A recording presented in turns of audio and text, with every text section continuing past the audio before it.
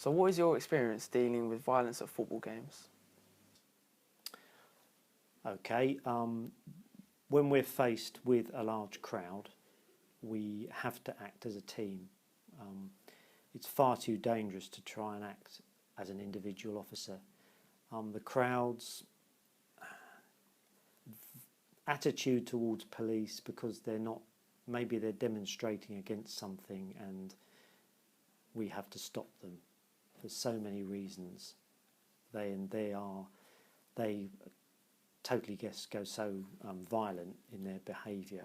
So if an individual officer is caught in a crowd, he will be attacked and seriously injured, even maybe killed.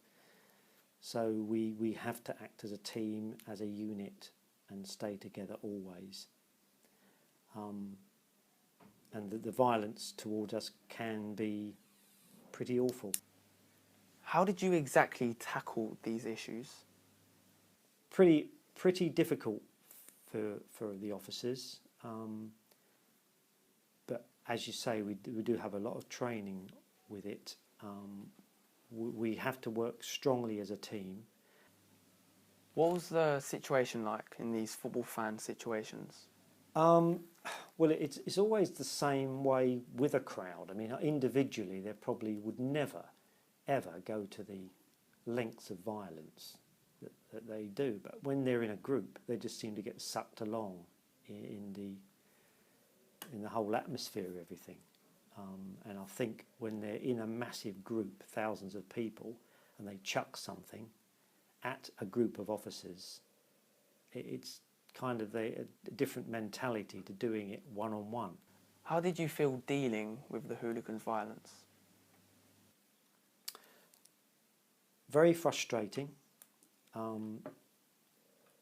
really annoying because of the mentality of some people and the violent mentality of them in mass. What was the worst experience you've ever had dealing with these football hooligans? Football hooligans is pretty black and white, really. It's away fans want to get at each other, and we stop them. That's basically it when it comes to football. One example is, funnily enough, a football match. A few years ago, we were asked to police Millwall. They always had, unfortunately, a really bad reputation with certain members of their supporters. And on this occasion, they lost their home tie. I think it was an FA Cup replay or something, and they lost this tie at home, and they started rioting.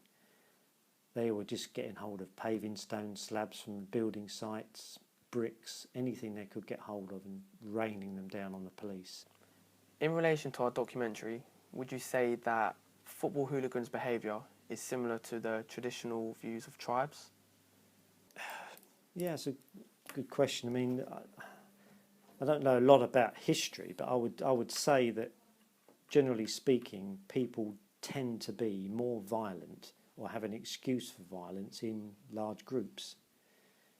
You can go way back, can't you, to all sorts of situations where people, when they're in groups, are quite violent.